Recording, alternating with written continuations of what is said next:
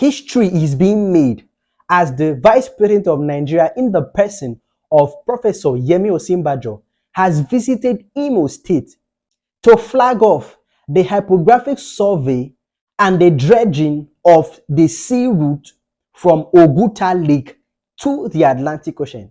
Hello guys, and welcome back to this channel. I'm your host, Ede Kanobut, and this is Isaac News. Today we'll be looking at the flagging off of the hydrographic survey and dredging of the Oguta Lake in Imo State down to the Atlantic Ocean.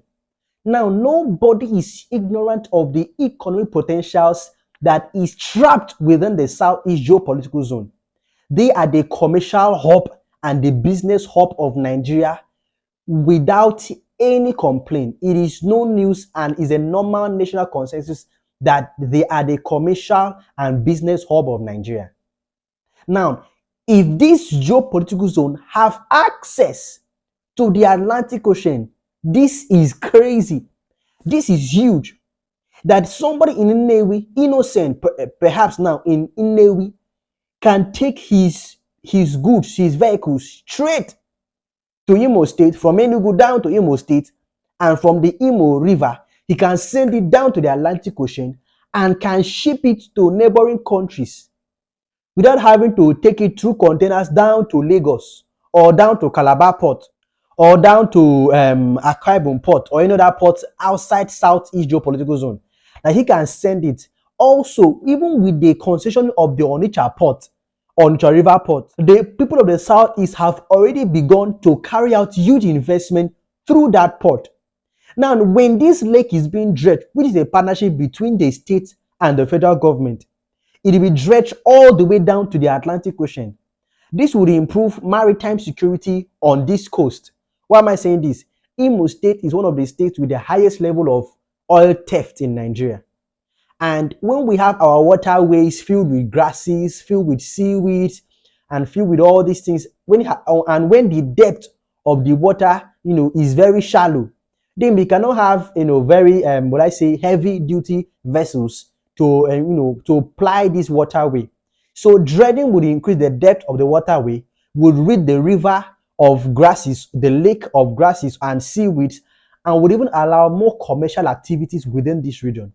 Now, the people of the Southeast can conveniently carry out import and export on their own corridor, which is something that they have wished for the longest time. And they had it through the opening of the Onitsha Port, the revamping of the port and to bring it back alive, and it was then concession to a private company to run for 30 years. So when the private company is there doing the job that they ought to do, ultimately we are sure that the job that will be done there will be done in a profitable way.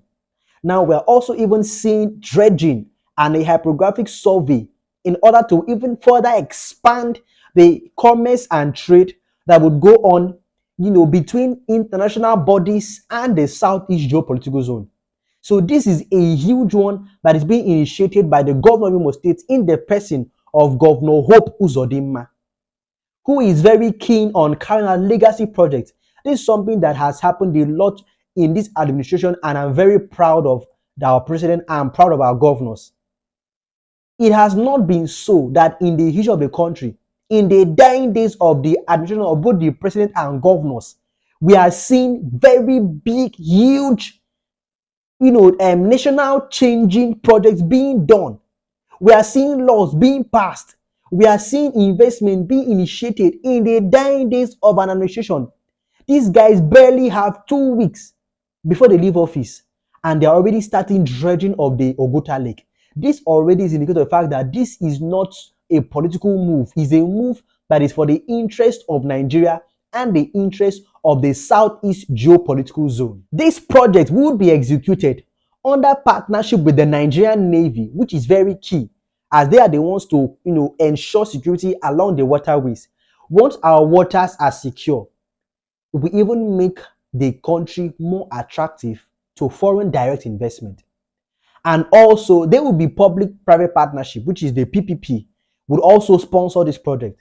Now, under this administration, the PPP was being initiated to help private capital come in and fund, public infrastructure or to fund public projects.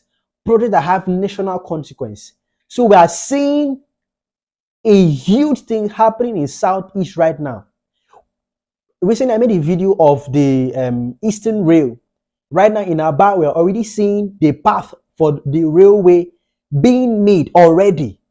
We're seeing the path being initiated, and in a short time, the rail lines would start being laid in Aba, Abia State. So we have the Eastern Rail that is going to move all the way from Lagos down to Calabar, and it's going to course through the southeast. We also have the Port Harcourt Maiduguri Rail that is also going to move from Port Harcourt through the southeast down to Maiduguri in the northeast.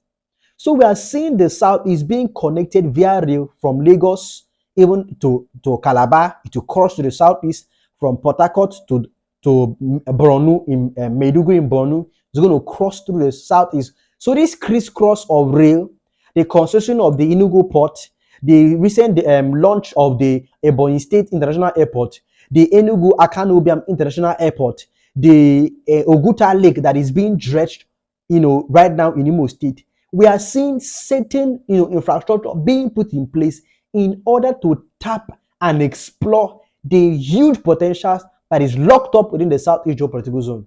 And this is happening under a president that is supposed to be anti-Igbos or anti-Southeast.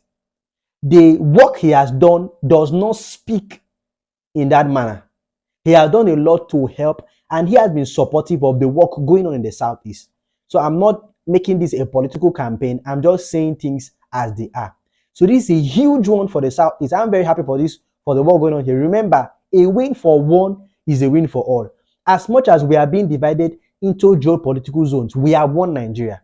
When the South does something, we celebrate. Southeast does it, we celebrate. If the Southwest does it, we celebrate. Northeast, Northwest, North Central, wherever it happens, it is going to benefit the country in a whole. So we are praying God's blessings upon this project, that is not going to be stalled or stagnated. It's going to receive the needed boost and capital that it needs to be done in the shortest possible time. Also, kudos to the governor for this massive initiative, and for the president for assenting to this, and for our very active vice president for overseeing the NEC and all the bodies involved in championing, a growing economy in Nigeria. So this is going to end for today's video. I'm sure you like what you heard. So please like, share, and follow. Follow us on Instagram, on Facebook, on Twitter, on WhatsApp, and on Telegram. Until we meet again, I'm your host, Eddie Kanobot, and this is Isaac News.